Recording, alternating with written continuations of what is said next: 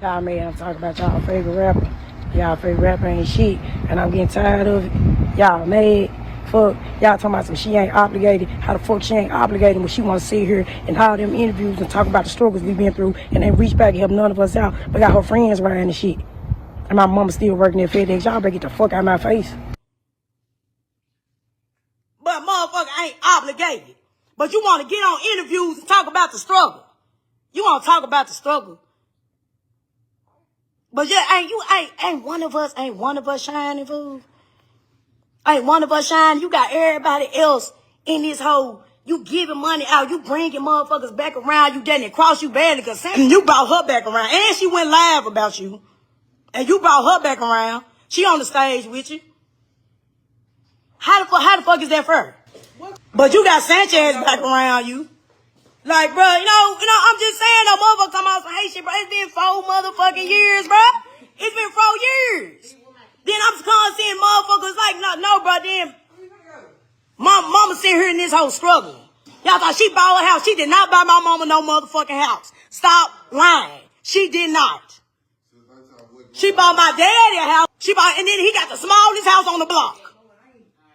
Fuck. Talking about she retired. That man retired on his own time and she didn't retire shit. On God. Fuck. And now y'all know what Gloss did, how did she got, man, so look, all of us been struggling. We was homeschooled. All of us staying in the same house, 3rd through 7th, they darn right homeschool could not come out the fence. We could not come out the fence, bro. Man, damn, I'm in the motherfucking Malibu. Man, damn. I thought you were gonna be in something like the Rambo nigga. Nah, she probably fucking them, but nah. Well, I ain't in.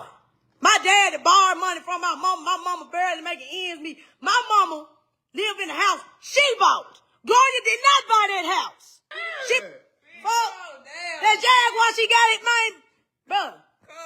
Gil, don't give me no motherfucking Jaguar, bro. Don't give me no Jaguar, bro. Give me some money. Fuck. Oh, my be right business. But you got, bro. This hoe. Right, bro. Then y'all want to justify her behavior. Don't justify shit. When a motherfucker sitting this hoe literally struggling. No justify. You struggling, but how you ever begged for some shit, sis? I asked her, I ain't begging. But you ain't never begged no motherfucker for nothing. No. So you don't need no hand for nothing, right? No. She got 10 siblings. How y'all ain't seeing none of her siblings? She beefing with all 10 siblings. Leaving her folks behind. But got everybody else in the front line. That shit green as hell. Now I can talk about whatever the fuck I get ready. Y'all ain't talking about shit. I really hate when situations like this play out publicly, especially when it involves siblings and fame, because almost every time it's framed in the most one-sided way possible. What usually happens is the family member who didn't become famous goes live and starts listing off everything the famous person hasn't done for them. They'll make it seem like the artist just woke up rich one day, forgot where they came from, and turned their back on everyone. But what almost never gets discussed is the past history, the prior violations, and the fallouts that happened long before the money ever showed up. A lot of these relationships were already damaged. There were probably arguments, disrespect, jealousy, crossed lines, or situations where trust was broken. Once that happens, money doesn't magically fix it. If anything, money magnifies those problems. So when the famous person decides not to help, it's not always about being selfish. Sometimes it's about protecting their peace, their career, and their future. At that point, they no longer feel obligated, especially if they've already been disrespected or put in compromising situations before.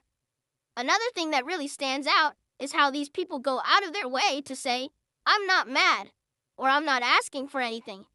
But let's be real. If that were true, you wouldn't be on live at all. You don't hop on the internet, expose family business, and air grievances unless you're emotionally charged. Going live is a reaction. It's frustration. It's resentment. It's hurt. And instead of dealing with that privately, they weaponize the audience to apply pressure. What makes it worse is that exposing someone's secrets, flaws, or past mistakes is probably the worst possible strategy if you're hoping to receive help. Once you show the world that you're willing to air out dirty laundry when things don't go your way, you've officially turned yourself into a liability. You're no longer seen as family. You're seen as a risk. Someone who might turn on you the moment they feel slighted. And in industries where reputation, leverage, and public perception matter, that's dangerous.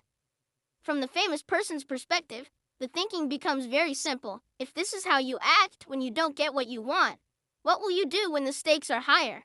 Why would anyone keep someone close who has already proven they'll cross boundaries publicly? At that point, it's not about love or blood, it's about survival. There's also this unspoken entitlement that creeps in once someone becomes successful.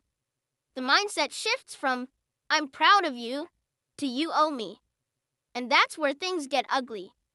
Because the truth is, the artist is the one who had to go out into the world, take the risks, endure rejection, stay disciplined, and build something from nothing. Nobody else did the grind. Nobody else took the losses. Nobody else carried the pressure. So when someone acts like they're entitled to the results without contributing to the sacrifice, it naturally creates resentment. In situations like the one involving Glorilla, we also have to be honest about scale. If one sibling feels entitled, it rarely stops there. If there are 10 siblings, 10 hands eventually come out. Today it's rent, tomorrow it's cars, then businesses, then bail money, then legal fees, then lifestyle maintenance. If an artist tries to carry everyone financially, the end result is almost always the same: bankruptcy or burnout. We've seen this movie play out over and over again in hip-hop. What also gets ignored is that saying help isn't always as simple as cutting a check. Sometimes helping someone actually hurts them more in the long run. It can kill ambition, reinforce dependency, and create expectations that can never realistically be sustained. Once that cycle starts, the artist becomes less of a sibling and more of a walking ATM.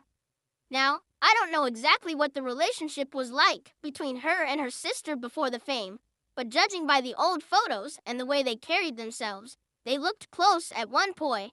Which makes this even more unfortunate. But if the sister going live really wants people to understand her side, then she needs to tell the entire story, not just the part that benefits her narrative. That includes why the relationship fractured, what led up to the distance, and whether money changed expectations on both sides. Because when you leave out those details, it makes it seem like the artist randomly became cold, when in reality, there's usually a long list of reasons why boundaries were put in place. And once those boundaries are crossed publicly, rebuilding trust becomes almost impossible. At the end of the day, fame doesn't just expose strangers, it exposes family too. And not everyone is equipped to handle proximity to success without letting jealousy, entitlement, or resentment take over. Sometimes the hardest part of leveling up isn't dealing with outsiders. It's dealing with the people who feel like they should have benefited just because they share your last name.